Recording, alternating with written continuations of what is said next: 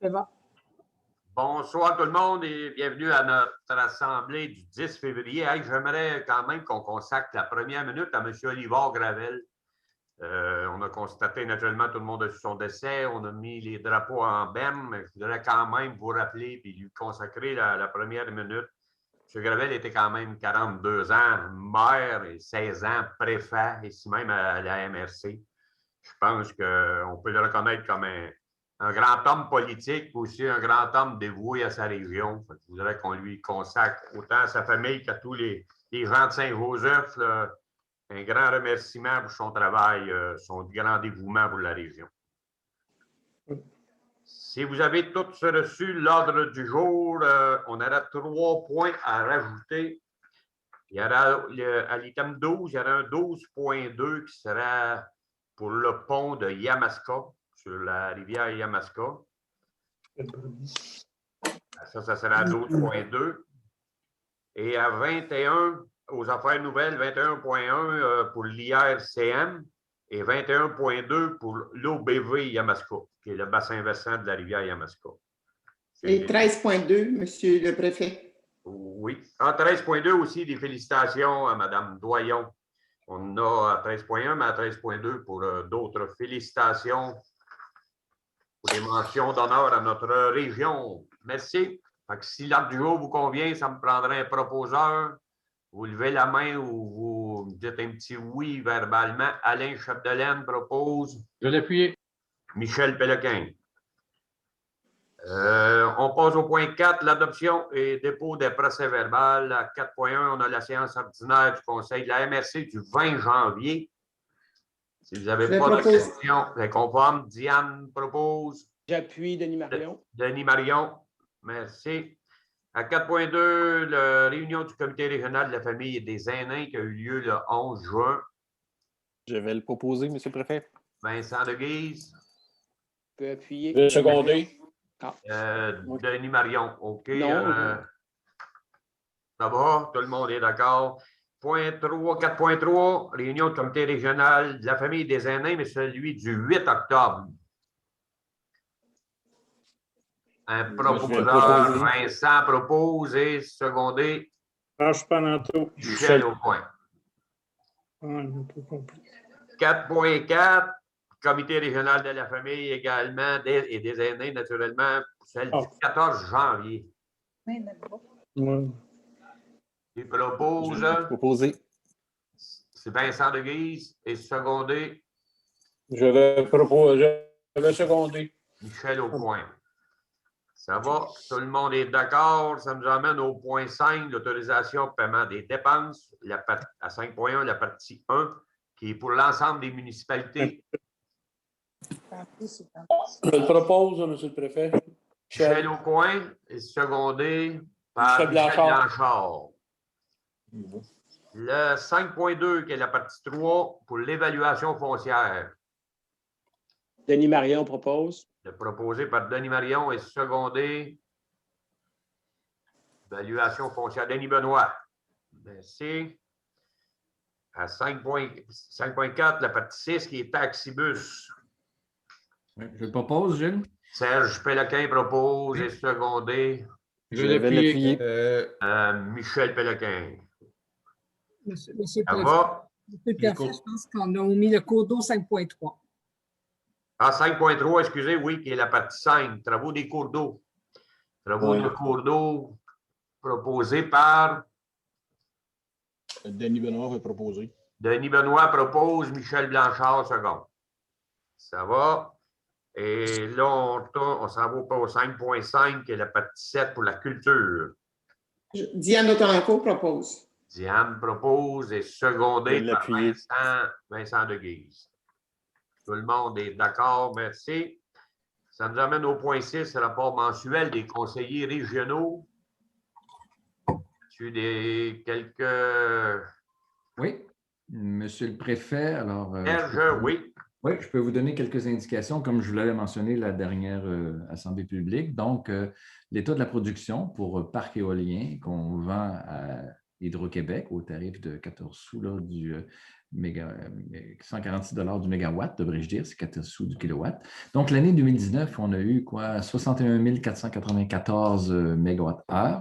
2020, c'est 63 775 mégawattheures. Donc, ça nous fait un gain de 2 881 mégawattheures. Alors, c'est quand même très important.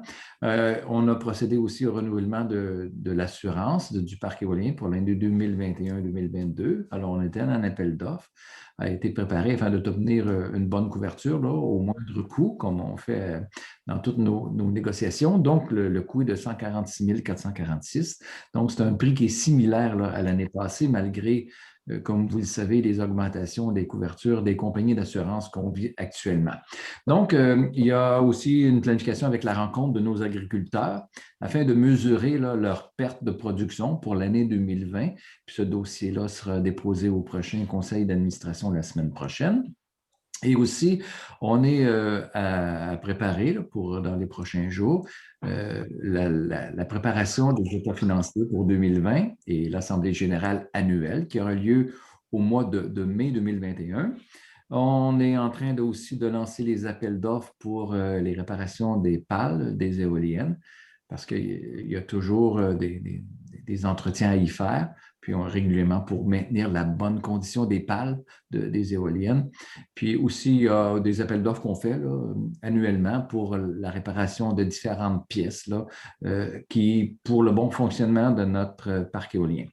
L'inspection des composantes du parc d'éoliennes, c'est réparti sur les 3 prochains mois.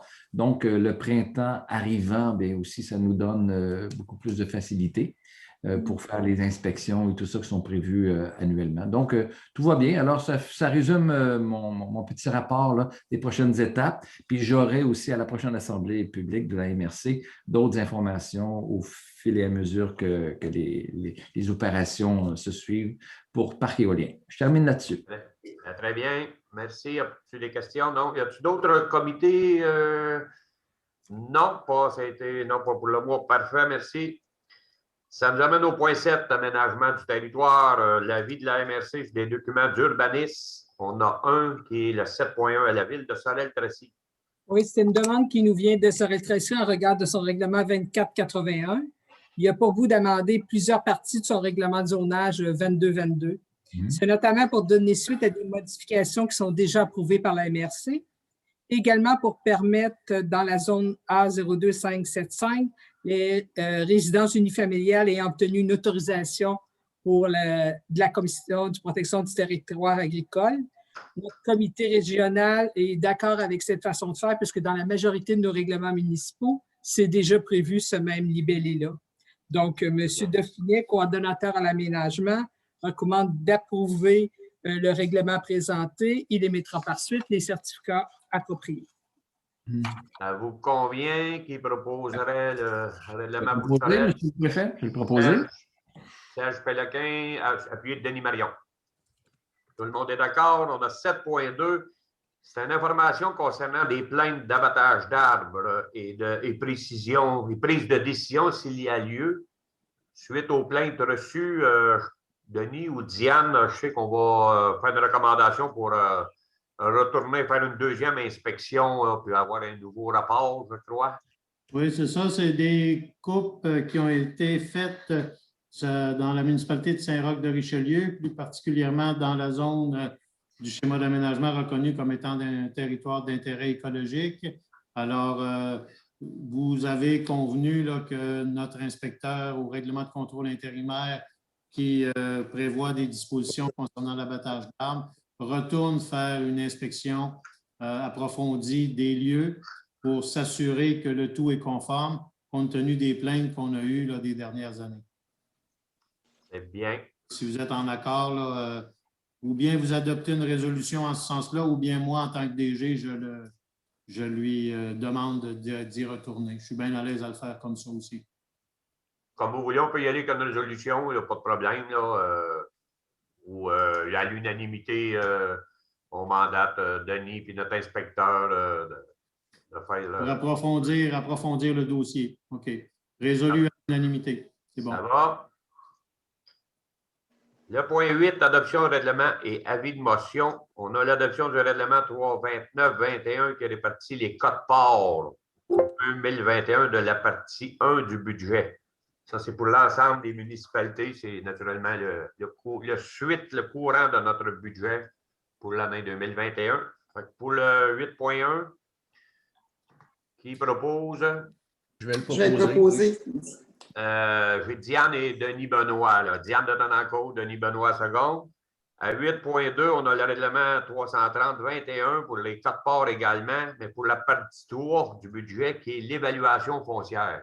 Fait que ceux qui font affaire avec la MSC pour l'évaluation foncière, proposer Denis Marion et secondé.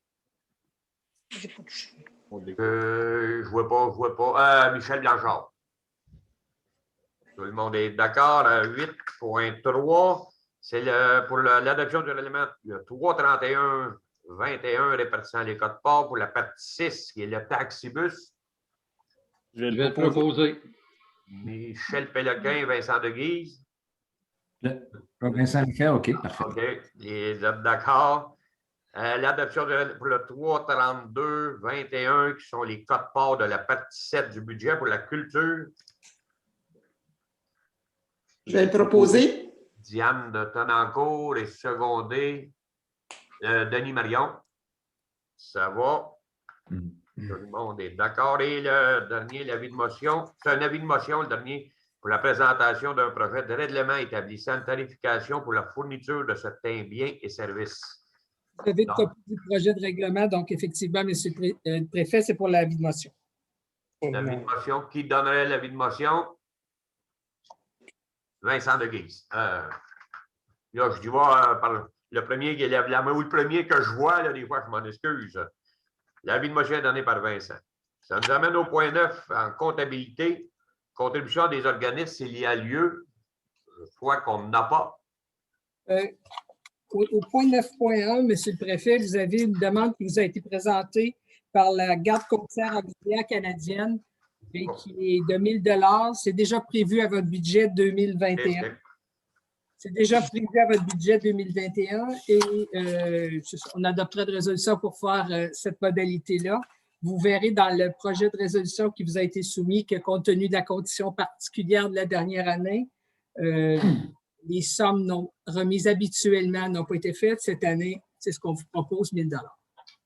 Donc, juste une question. Donc, je sais que chez nous, ils ont fait la demande si on doublait le montant. Nous, on est en accord. Donc, on a doublé le montant. Ça veut dire que le montant de l'année dernière s'est ajouté au montant de cette année. C'est bien ça, Mme Mondeau? Leur demande, tel que vous voyez l'avant-dernier paragraphe de leur correspondance dans le cadre de la campagne de financement pour un montant de 1 000 $. Et je sais que l'an passé, il n'y avait pas eu la somme de 500 habituelle de verser. Donc, Parfait. cette année, ça sera 1 000. Ça correspond aux 2 années. Vous voulez bien qu'on se comprenne que le 1 000 est prévu à notre budget 2021. Parfait. Alors, je le propose. Proposé par Serge et secondé par Sylvain Dubuc. Tout le monde est d'accord. On n'a pas d'autres demandes là-dessus, des contributions. Ça nous amène au point 10, Fonds régional de ruralité. L'adoption de la mise à jour de la politique de soutien aux entreprises et de la politique de soutien aux projets structurants pour améliorer les milieux de vie. Denis ou Diane, pour l'explication. Ah, ça, c'est des... Vas-y, Diane, oui.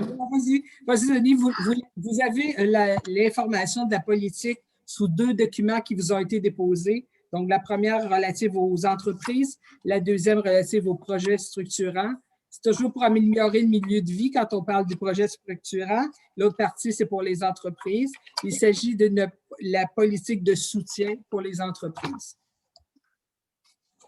Et ça vous va à tous qui propose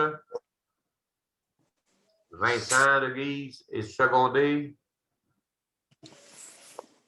Denis Marion. Ça va. 10.2, adoption des priorités annuelles d'intervention.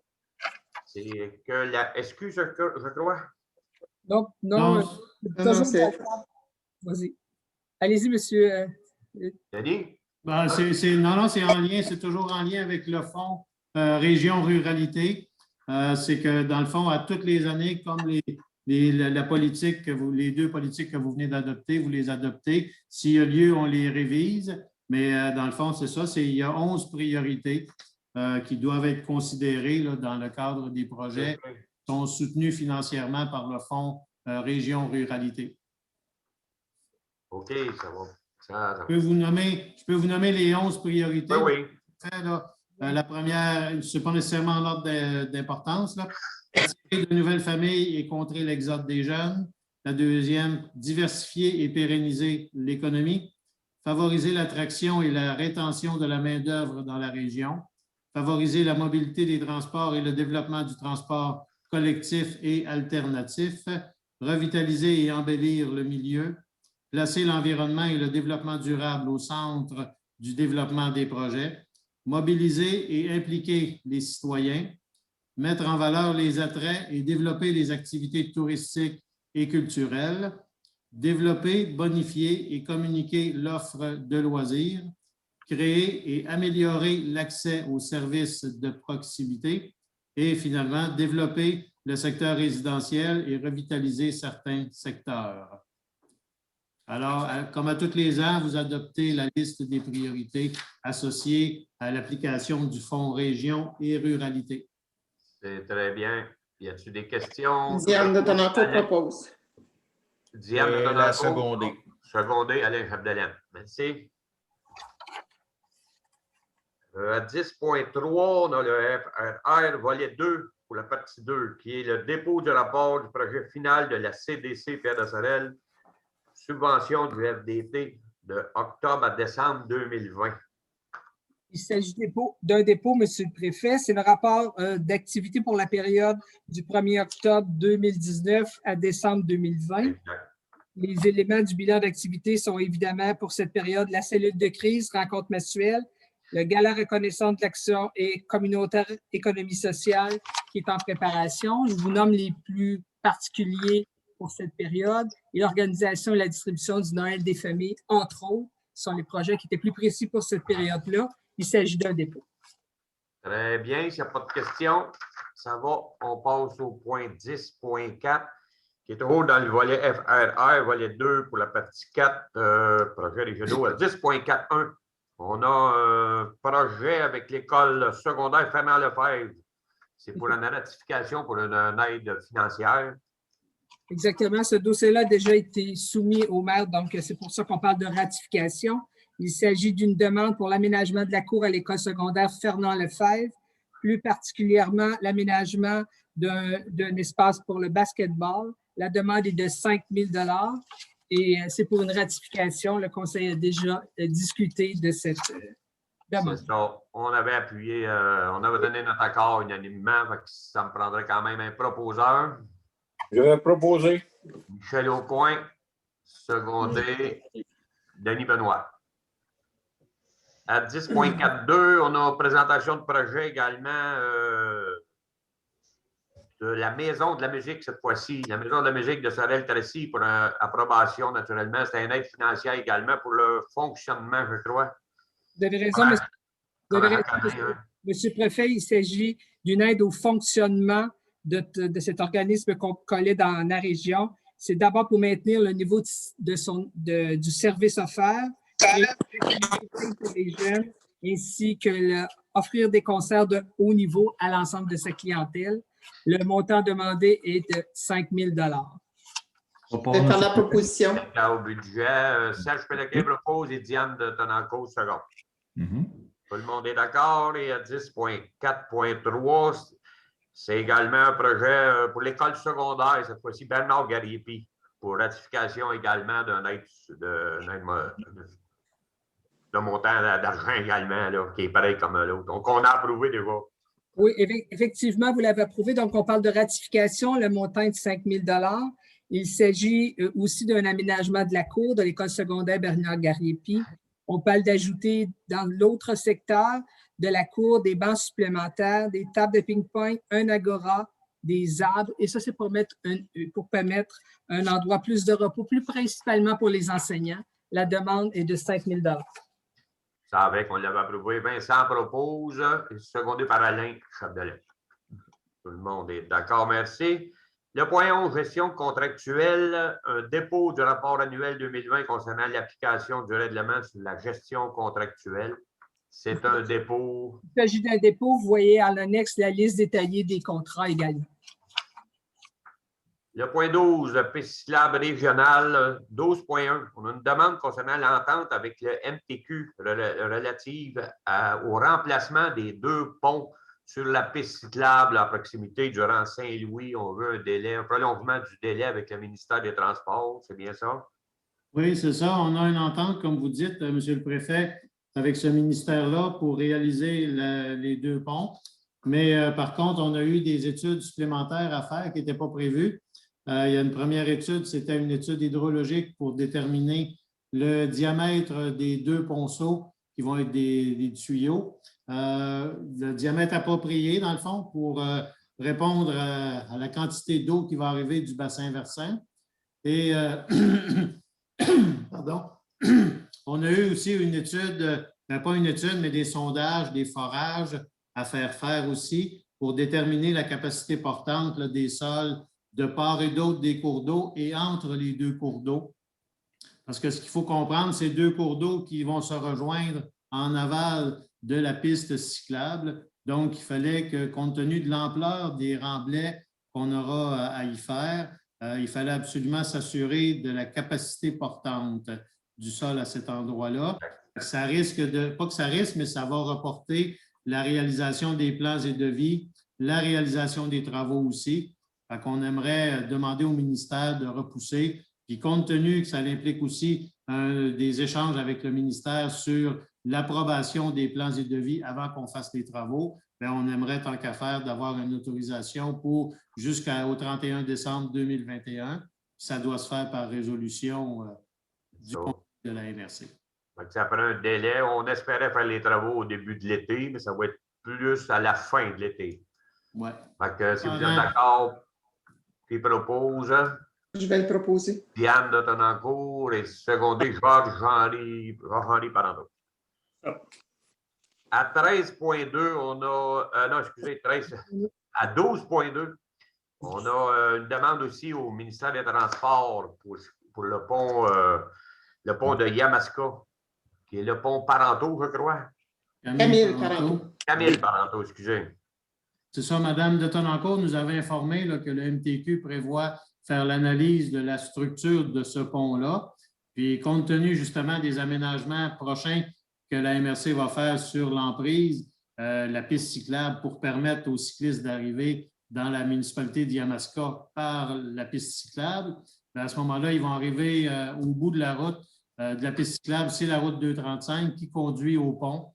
Puis, à ce moment-là, ça serait pertinent de profiter de l'occasion que le ministère analyse la structure pour leur demander de prévoir, s'ils ont des travaux, d'élargir ou d'aménager le trottoir du côté sud du pont pour permettre une traversée sécuritaire des cyclistes pour traverser sur le pont.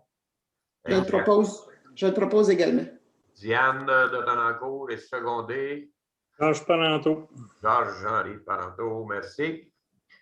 Là, ça nous amène au point 13, politique culturelle. On a des félicitations. Mme Stéphanie Brunel qui a reçu une bourse pour l'obtention justement d'une bourse du Conseil des arts et des lettres. Et de oui, est-ce que je peux... oui. Oui.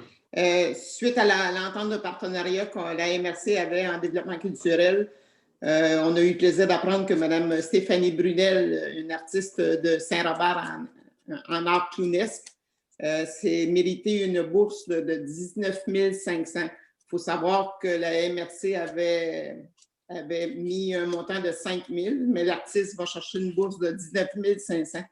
Et donc, je voudrais qu'on adresse les félicitations à Mme Brunel au nom du Conseil régional de la MRC. Proposé par Diane et résolu à l'unanimité. Êtes-vous d'accord? Oui. Oui. Oui. Oui. Et on avait ajouté tantôt à l'ordre du jour 13.2 des félicitations également à Mme Rachel Doyon. Ben oui, aujourd'hui, une autre belle nouvelle au niveau de la culture pour le pôle de l'entrepreneuriat collectif de l'Est de la Montérégie. fait une annonce aujourd'hui des bourses d'initiatives en entreprise collective. Et c'est la Maison de la musique de Mme Rachel Doyon et son équipe qui se sont mérité une bourse de 10 000 $ pour permettre de diffuser des concerts en web de diffusion. Donc, en même temps, elle était bien heureuse de dire que ça va permettre de faire travailler les artistes de la région qui en ont réellement bien besoin. Bravo, félicitations. Qui propose? Diane, tu proposes et résolu à l'unanimité? Ça vous convient tous? Oui. Et félicitations à ces deux personnes-là. 14, projets spéciaux. 14.1, adhésion s'il y a lieu à la déclaration d'engagement proposée par l'UMQ sur la démocratie et le respect. Une adhésion à l'UMQ? Monsieur le préfet, je vais le proposer. Oui. On le fait à Sorel-Tracy, puis je félicite les membres de la MRC de le mettre à l'ordre du jour. Et oui, je suis d'accord avec vous. Proposé par Serge, appuyer. secondé par Vincent Deguy. Je vais l'appuyer. Tout le monde est d'accord. 14.2, appui. Demande au MFFP concernant la gestion du cerf de Virginie. On a beaucoup de cerfs de Virginie dans la région. C'est-tu Denis ou chez Michel Péloquin, vous avez des Oui, je peux vous en glisser un mot. Je peux vous en glisser un mot. C'est quelque chose que je connais pour en avoir pris connaissance il y a peut-être une quinzaine d'années. En fait, il y a des gens qui avaient remarqué qu'aux États-Unis, dans certains États, on appliquait une politique qu'on appelait Quality Management. Donc, c'était la façon de gérer l'habitat du cheptel du chevreuil et ça apportait des résultats très, très intéressants. Ce qui se passe au Québec, c'est qu'il y a, comme vous savez, pour certains d'entre vous, il y a ce qu'on appelle, on pourrait appeler la loi du mâle. Donc, on peut tuer les mâles, mais à peu près seulement que les mâles. À l'occasion, on peut tuer des femelles, mais c'est très encadré. Ce qui fait que notre cheptel a de la difficulté, le cheptel qui est moins en santé, parce que les mâles n'ont pas le temps de vieillir. Et donc, on a un cheptel avec des jeunes mâles, finalement. Et ce qu'on recherche avec la qualité de management, c'est de permettre, en fait, c'est interdire de tuer de jeunes mâles et de permettre des mâles qui ont sur leurs trois pointes, finalement, sur un côté là, de leur corps. Ce qui est actuellement dans la 6, je crois, la zone 6, c'est un projet pilote et les résultats jusqu'à maintenant sont très promoteurs. Je dirais aussi qu'il y a une quinzaine, vingtaine d'années, ça n'avait pas été très, très bien reçu par l'ensemble c'était pas très bien reçu par l'ensemble des chasseurs, mais je ne sais pas si actuellement on assiste à un changement de génération, mais il y a un vent là, tout à fait, un vent qui a changé et actuellement, il y a un très fort mouvement là, pour appuyer cette façon de gérer le cheptel. Il y a déjà beaucoup de municipalités qui ont adopté une résolution et aussi plusieurs MRC. Fait que je pense qu'on devrait aller de l'avant, nous aussi, avec ça. Bien d'accord avec ça. Fait que, Michel, tu proposes? Oui. Et secondé par Georges-Henri. Oui. Tout le monde est d'accord. Ça nous amène à 15, les ressources humaines. On a autorisation de procéder à l'embauche d'un agent ou une agente de sensibilisation dans le dossier des matières résiduelles. Je pense qu'on fait à chaque année, c'est pour une période temporaire de quelques semaines, là, Denis? Oui, c'est ça, c'est durant l'été. Et puis, ça permet justement d'appuyer la campagne qu'on avait fait Mission Réduction dans le cadre de la collecte des matières putrescibles, le fameux bac brun qu'on connaît. Alors, évidemment, on est en période d'incertitude par rapport à ce qui sera permis de faire cet été. C'est un emploi, on engage pour de mai à août. Et puis, à partir de là, bien, on est conscient qu'il n'y a rien de garanti, mais à tout le moins, ce qu'on veut, c'est justement se préparer pour engager cette personne-là qui fait beaucoup de sensibilisation sur le terrain, autant au niveau de la collecte que de la sensibilisation préventive. Et puis, à partir de là, bien, on aimerait avoir le OK tout de suite pour initier les procédures, le tout sous réserve de ce qui pourra être réalisé là, rendu au printemps. D'accord. Avec ça, on avait discuté. Je pense que tout le monde était d'accord. Puis, il propose Denis Marion et secondé Vincent Deguise. Au point 16, sécurité, incendie civil, présentation d'un projet d'achat regroupé de panneaux d'identification civique. Les bornes 911. Monsieur le préfet. Oui, Denis. En fait, c'est une note qu'on vous transmet. C'est Mario Lacombe, le coordonnateur de la sécurité civile incendie à la MRC, qui, à la demande du comité régional de sécurité incendie et civile, a essayé de voir qu'est-ce qui pourrait vous être proposé dans le dossier suivant. C'est un projet là, qui est au schéma de couverture de risque. Il y a déjà des municipalités qui sont engagées dans ça. Vous savez, particulièrement dans les rangs, vraiment dans les zones très rurales, parfois les adresses des gens ne sont pas écrites très gros. Là. On peut les trouver sur les boîtes à mal, par exemple, des choses comme ça. Et pour les services d'urgence, les ambulances, la police, les services d'incendie, parfois, ça devient difficile de trouver l'adresse où il y a un besoin. Et donc, il y a ce projet-là de mettre des chiffres plus gros et standardisés, c'est-à-dire que dans un coin, on voit tous les chiffres identiques. Ça permet évidemment d'accroître l'efficacité des services d'urgence. Si je ne m'abuse, il y a Saint-Roch et Saint-Gérard qui ont déjà démarré ce projet-là, Alain puis Oui. Georges-Henri. Hein? Et donc, ce que le comité a demandé, parce que je sais, entre autres, il y avait Michel à Saint-David là, qui disait on y réfléchit. On se demandait s'il n'y avait pas un regroupement d'achats possible éventuellement. Alors, vous avez les chiffres dans vos municipalités, dans les adresses à l'intérieur du périmètre urbain et à l'extérieur du périmètre urbain. Généralement, ce sont plus les adresses à l'extérieur du périmètre urbain là, qui sont visées. Et on pourra regarder ensemble l'intérêt. Peut-être vous pourriez regarder chacun de votre côté l'intérêt que vous pourriez avoir là, à ce qu'on fasse un regroupement d'achats et qu'on procède à ça. Je vous rappelle, puis c'est important aussi, là, c'est que normalement, à partir du moment où vous allez de l'avant avec un projet comme celui-là, il y a de la réglementation municipale à adopter. Ce serait quoi, Monsieur le Préfet, je peux dire ça? Oui, Michel, vas-y. Ce serait quoi la suite des choses? Je vous rappelle, j'en avais déjà parlé en 2014. Et en 2014, on disait, écoute, il faudrait peut-être attendre au comité on est en train on regarde ça. Et fait que depuis 2014, qu'ici à Saint-Anne, on attend finalement qu'il y ait quelque chose de concret qui nous soit proposé. Et là, on soumet l'idée, mais concrètement, là. Concrètement, on a besoin de savoir serait quoi vos besoins, justement. Si on est à Saint-Anne, on parle de combien pour qu'on soit capable de faire une analyse de coûts pour voir qu'est-ce qui pourrait être avantageux pour tout le monde.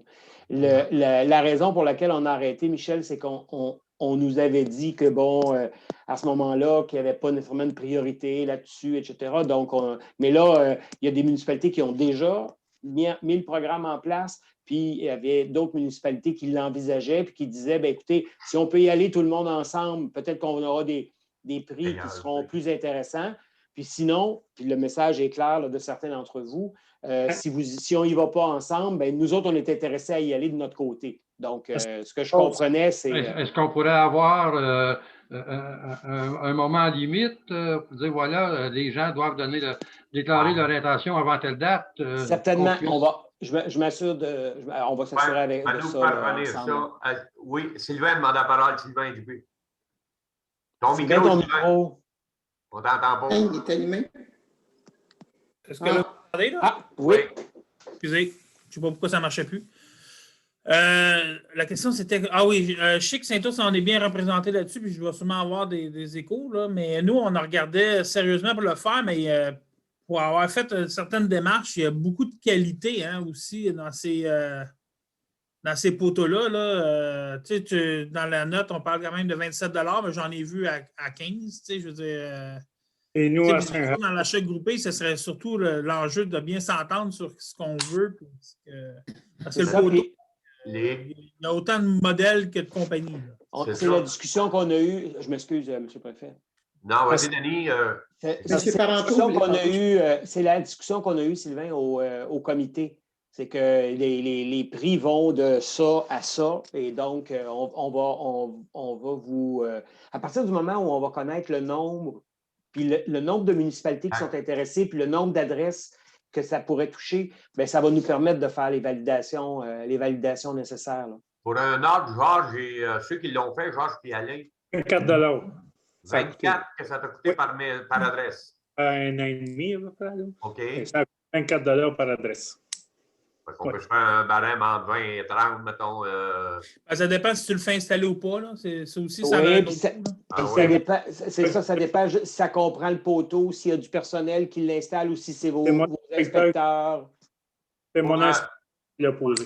Pour le joueur, vous autres, ça comprenait le poteau, les numéros, bien, vous l'avez installé. Les bottes à part, tout net, tout détaillé. Oui. Installé par Alain, chez vous, c'était-tu pas mal la même... Installé par mon inspecteur. OK. Ouais. Je n'ai pas le coût exact, là, ça a été fait en 2016. C'était moins que ça, là, mais dans ces eaux-là. Okay. En 2016. Ben, d'abord, nous, on va attendre, voir si c'est la volonté de la table des maires de la MRC. On est peut-être capable d'attendre après. Ben, faudrait. On va y aller rapidement. Là. On va aller voir. Rapidement, tous ceux qui sont intéressés pour avoir le nombre approximatif ou qui sortent un prix. Parfait. Ouais. Denis ou Diane, est-ce que j'oublie quelque chose? Oui, bien, j'ai une petite question. Oui, excuse-moi. Est-ce que c'est parce que vous avez fait la distinction entre les zones urbaines et les zones plus en ruralité, plus en campagne? Est-ce qu'il y a possibilité de ne prendre qu'une section, que les parties qui sont... C'est pour ça, Diane, tu as tout à fait raison. C'est une excellente question. C'est pour ça qu'il y a 2 colonnes dans la note pour que vous voyez justement les zones qui sont à l'extérieur du périmètre urbain par rapport aux zones du périmètre urbain pour qu'on soit capable de les séparer pour que vous puissiez prendre des décisions comme celle-là. Là. OK. Parfait. Merci. Non, mais parfait. S'il n'y a pas d'autres questions, Denis, tu nous envoies un document de ça? Comme vous pouvez l'imaginer, il y aura plus de chances que ce soit Mario Lacombe qui vous l'envoie. Oui, mais...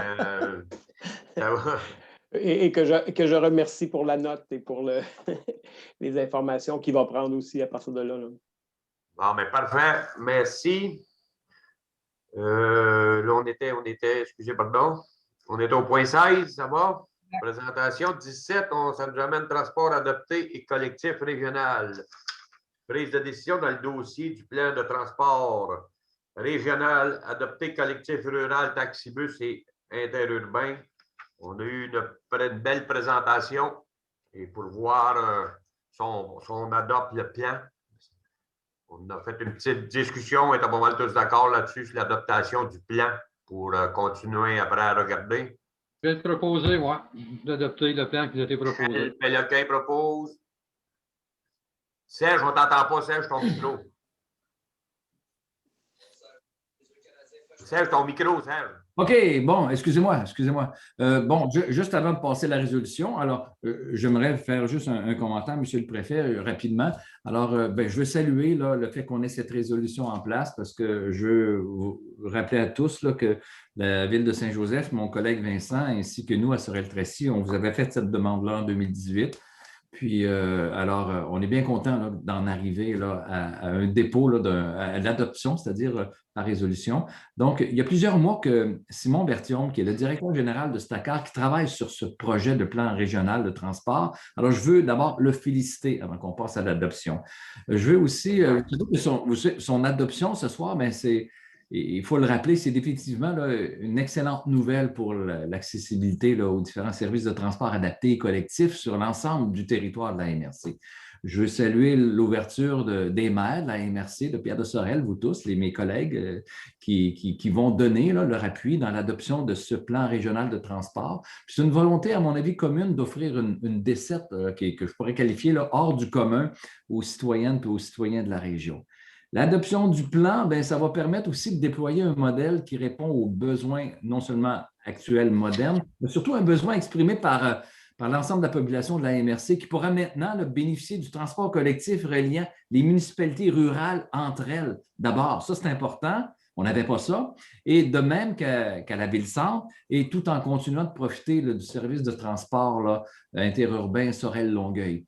Dans la proposition qu'on en adopte, tous les services sont administrés dans la région par Stacar, que vous connaissez bien, afin d'assurer une gouvernance locale. Puis vous savez que la gouvernance locale, on le souhaite non seulement en santé, mais aussi dans l'ensemble des organismes et des services qu'on donne à la population. Puis ça va nous permettre une meilleure efficience au niveau des charges administratives, tout en ajoutant là, des services supplémentaires.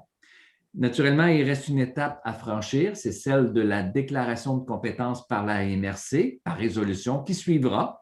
Puis, bien, il y aura aussi, par la suite, là, cette nouvelle offre de service régional qui sera déployée là, dans les prochains mois, puis qui prendra en compte toutes les réalités et priorités de la région. Donc, belle nouvelle ce soir d'adopter ensemble le plan de transport régional. Puis ainsi, le réseau de transport collectif sera redessiné afin de combiner les services urbains, ruraux, par exemple, en améliorant les parcours, les fréquences et les types de véhicules utilisés. C'est ce que les gens nous réclamaient souvent. Alors, pourquoi je prends le temps de faire un petit mot comme ça? Bien, c'est en tant que président de Stacar. Alors, pour nous, puis je veux saluer mes collègues avec qui je siège, Vincent, ainsi que Michel, maire de Saint-Anne et maire de Saint-Joseph, respectivement. Puis, alors, c'est une bonne nouvelle, puis on va continuer de travailler fort sur le transport collectif et cette fois-ci régional. Alors, je salue la démarche, Monsieur le Préfet. Merci, Serge. Naturellement, comme Serge disait, c'est l'adoption du plan. Naturellement, on va avoir d'autres informations qui vont venir. On a une bonne démarche de faire. Continuons. Chaque conseil municipal va recevoir toutes les informations appropriées. Fait que, merci. Si vous êtes d'accord, je prends l'adoption, naturellement, par résolution proposée par Serge. Moi, j'ai en note, M. le Préfet, Michel Péloquin avait proposé. Ah, Michel, excuse. Michel avait proposé. OK. Serge Charon. C'est vrai, excusez. Bon, bien, parfait. Tout le monde est d'accord. Analyse des demandes d'appui, qui est le point 18. Vous êtes d'accord, on est rendu justement les demandes d'appui.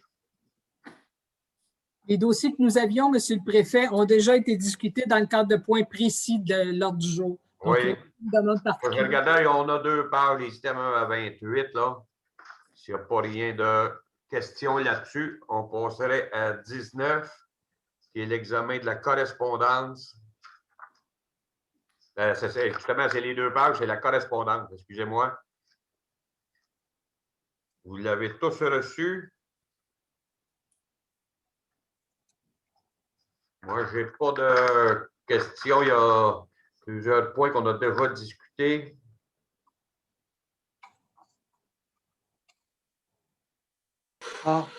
Monsieur le Préfet? Oui, juste rappeler peut-être là, que le ministère de la Sécurité publique, à l'article 28, le numéro 28 de la correspondance, là, oui, la dernière, oui. Oui, jusqu'au, si je ne m'abuse, attendez, la date, c'est en mars, là. Il y a un appel de candidature pour les décorations puis les citations dans le cadre de la Journée nationale de reconnaissance des pompiers. Alors, on peut, c'est le 19 mars qui est la date limite si vous souhaitez déposer des candidatures là, pour des citations de gens de vos services pour souligner Oui, ceux qui ont des services de pompiers, ben oui, bonne idée. S'il n'y a pas d'autres questions à la correspondance, ça va? Ça nous emmenait. Monsieur le Préfet, on ne l'a pas en correspondance, mais c'est une question que j'aimerais adresser à vous et à mes collègues. Là. On a tous été touchés par l'accident sur la 132.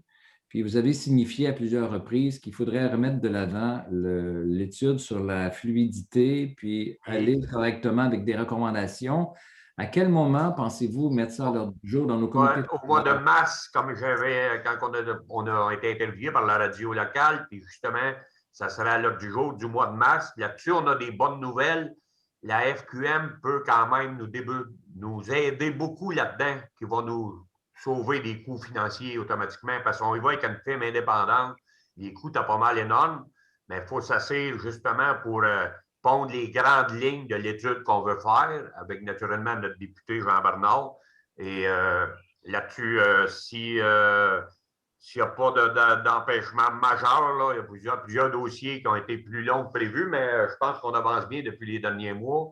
Fait que ça devrait être en masse pour aller en étude de fluidité du transport régional pour avoir le rapport, mettons, les quelques mois, là, selon la grandeur, la grosseur de l'étude qu'on mettra sur papier.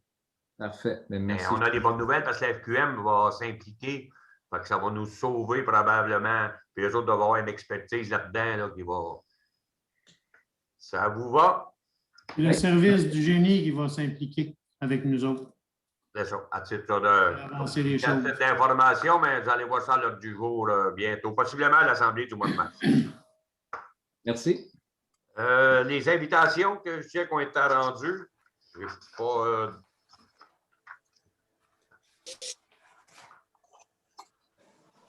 C'est une note qui vous. Je ne sais pas si vous voulez l'en mentionner, Lauriane. On n'a pas rien de spécial dans les invitations. Mais monsieur le préfet, on n'a pas le droit de sortir. On n'a pas le droit de sortir. On n'a pas le droit de sortir. Ouais. On peut prendre ça de même. Ce sont des invitations par Zoom. Zoom, conférence téléphonique, Zoom, webinaire.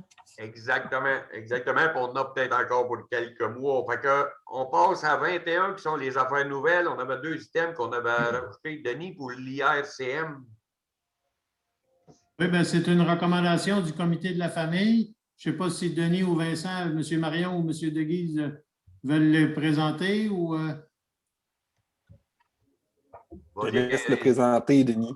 Oui, bien, écoutez, il y a une instance qui a été créée, un groupe qui a été créé sur l'ensemble du territoire de la Montérégie qui s'appelle l'instance régionale de concertation pour la réussite éducative et la persévérance. Et il y a vraiment une redynamisation de cette instance-là actuellement. Et ils essaient de réunir le plus possible d'intervenants de tous les milieux, de l'éducation, mais aussi à l'extérieur de l'éducation pour faire en sorte de démontrer l'importance que tous les milieux accordent à ces enjeux-là de réussite éducative. Je pense que c'est particulièrement vrai en temps de pandémie. Là, on voit bien qu'il y a des grosses préoccupations en ces périodes particulières. Alors, le comité régional de la famille vous recommande de joindre les rangs de cette instance, de devenir membre de l'IRCM. Puis je rappelle qu'il n'y a pas de frais, mais ça va nous permettre d'être dans la boucle des informations qui vont circuler, des projets qui seront mis en place. Il y a des appels de projets, d'ailleurs, importants qui sont faits. Il y en a un qui se termine le 15 février, il y en a un autre qui est prévu pour le mois de mai, puis un autre pour le mois de septembre. Alors, il y a toutes sortes de possibilités pour nous. La région ici a toujours été très active. Il y a toujours eu un chantier pour la persévérance. Les partenaires sont toujours mis ensemble. Alors, je pense que ce serait un bon signal si, d'une part, c'est ce qu'on pensait le comité régional de la famille et des aînés, là, si d'une part, la MRC devenait membre, ce que le comité vous recommande, et si on pouvait inviter aussi tous les organismes qui le souhaitent à devenir membres de l'IRCM, qui s'intéressent aux enjeux de réussite éducative, y compris nos municipalités, à devenir membres de l'instance régionale de concertation à Montérégie. C'est une proposition pour devenir membre, c'est bien ça? Si vous êtes d'accord, Denis le propose, naturellement. Qui seconde? Diane seconde. Pas de questions, ça va. On avait également à 21.2 OBV Yamaska, qui est le bassin versant de la rivière Yamaska pour protection des rives, je crois, Denis? Oui, c'est ça. Dans le fond, c'est un projet de plantation d'arbres que l'OBV Yamaska veut réaliser. Ils ont plusieurs centaines, 300 000 arbres qu'ils veulent planter en bordure de la rivière Yamaska et aussi sur des coulées naturelles et des petites bandes de terres agricoles. situé sur les rives est et ouest de la rivière Yamaska. Puis plus tôt, je vous disais entre Saint-Aimé et Saint-Jude, mais c'est entre Saint-Aimé et Saint-Hugues, finalement. Alors, c'est un projet qu'ils ont, puis ça va se faire en concertation avec les propriétaires des terres, évidemment. Donc, c'est un beau projet pour améliorer la biodiversité dans la région comme telle. C'est un projet de l'OBV Yamaska qui vous est présenté et ils ont besoin d'une lettre d'appui ou d'une recommandation, en tout cas un appui formel du Conseil de la MRC, ça serait encore mieux qu'une simple lettre d'appui. Alors, si vous êtes... J'en fais la proposition, okay. Monsieur le Préfet. Proposé par Michel Péloquin et secondé. Je vais seconder. Michel Aupoint. Tout le monde est d'accord. Merci. Ça nous emmène à la période de questions. Si on a reçu une seule question d'un citoyen, je vais vous lire la question, naturellement. C'est de M. Fernand Gignac. M. Gignac demande à la question, M. Serge Péloquin, maire de Sorel-Tracy et représentant du pacte éolien. Je trouve, je le lis tel que tel, je trouve inacceptable et respectueux envers les contribuables le fait qu'un citoyen soit obligé de poser la question 3 fois. Peut-être qu'il n'avait parlé le mois passé, il attend encore sa réponse. En tant que maire de la ville, en tant que maire de la ville-centre, vous devriez donner l'exemple. Un comportement respectueux et répondant serait en toute apparence aux questions. Aujourd'hui, je répète donc pour une 3e fois la question. Je veux, comment il me dit ça, écoutez, je ne veux pas savoir combien le parc éolien donne au CA annuellement. Aujourd'hui, je répète donc pour une 3e fois la question. Je ne veux pas savoir combien le parc éolien donne au CA, Conseil d'administration, annuellement pour les assemblées. Je veux savoir combien reçoit le président du conseil d'administration du parc éolien pour chacune des assemblées et combien reçoivent individuellement chaque membre pour chaque assemblée. OK, là, je comprends mieux la question. Le premier paragraphe n'est pas comme clair. Ce n'est pas le total qu'il veut savoir, c'est par réunion combien que le président a et combien que chaque autre conseiller a. Je pense que la question est claire. En tant que préfet, je vais la transmettre au président du parc éolien, puis M. Péloquin nous répondra à la prochaine assemblée. Et j'aurai une 2e question. Combien d'heures en moyenne dure une assemblée du CA du parc éolien? Ça doit être un peu comme nos assemblées. Là. Je me permets juste d'avancer. Il y a des assemblées qui durent 2 heures, il y en a qui durent 6 heures. Fait que je vais laisser quand même M. Péloquin vous répondre à la prochaine assemblée. Fait que M. Péloquin, je vous la ferai parvenir par écrit, pas de problème. Ton micro, excuse Serge, ton micro est fermé. J'aimerais juste informer M. le Préfet et mes collègues maires que M. Gignac, je prends toujours le téléphone pour contacter chez lui. La dernière fois, j'ai même laissé encore une fois un message et je signale le 450-746-8506. Je connais son numéro par cœur maintenant. Je l'appelle, je laisse un message, il ne me rappelle jamais pour échanger avec lui, faire toutes les répondre à ses questions et tout ça. Alors, je pense que là, M. Gignac, dans sa façon d'emmener sa question, là, il y a un peu de mauvaise foi. Là. Bon, maintenant, par mois, un administrateur peut recevoir par année, alentour de 8 000, je vous donne des chiffres arrondis, je vais donner les précisions, je n'ai pas le document avec moi. J'ai essayé de vous appeler dans la semaine suivant l'assemblée de la dernière fois, puis M. Gignac, mais retournez vos appels, puis vous allez avoir vos réponses. Donc, près de 8 340 $ par année, par administrateur. Puis, le nombre de réunions, on en a 12, et des fois, il y a des réunions extraordinaires qu'on fait. Donc, pour gérer un parc éolien qui génère des sommes importantes, d'une investissement d'environ 70 millions d'investissements. Alors, c'est le prix qui était mentionné par l'administrateur. Puis pour ce qui est du président, je pense que c'est 12 là, en moyenne de plus là, que ce montant-là. L'autre question, Monsieur le préfet, si vous voulez me la répéter, ça ne va pas l'air clair. C'est à combien d'heures que durent les assemblées? OK, la durée, ça peut durer entre 3 et 4 heures par conseil d'administration et sans compter toutes les heures des projets spéciaux là, que j'ai à m'occuper, que ce soit les appels, les rencontres pour les agriculteurs, les suivis avec la demande administrative. Puis bref, il y a beaucoup d'heures en parallèle. Alors, mais les réunions de conseil d'administration, on s'en tire environ en 4 heures. Puis ensuite de ça, bien, tous les autres rencontres qu'on peut faire pour tous les autres sujets, c'est plusieurs heures. Je n'ai jamais calculé le nombre d'heures qu'on peut mettre, mais si M. Gignac peut me retourner ses appels, je pourrais lui donner des précisions sur les tâches et tout ça, vous donner tous les détails. Là. Non, mais parfait. Je pense que ça répond pas mal complet. Ça répond complètement. Monsieur le préfet, il y a une chose qui faciliterait, parce que depuis qu'on est en Zoom comme ça, les réunions, vous recevez beaucoup de correspondances qui me concernent, mais je n'ai jamais de retour par courriel. Alors, vous pourriez peut-être m'envoyer les questions qui m'adressent, que je puisse faire aussi un reply, en français, un retour confirmé. Comme ça, j'aurai la pièce comme quoi j'ai fait réponse à M. Gignac. Ça évitera M. Gignac de me venir dire que je ne réponds pas. Alors, envoyez-moi le courriel, je vais y faire ma réponse. Là, je vous emmènerai les documents qui disent « M. Gignac, vous êtes dans mauvaise foi, là, je vous ai répondu 3 fois à votre question que vous m'avez posée 2 fois. » Très bien. Bien, merci beaucoup, M. Bellegain.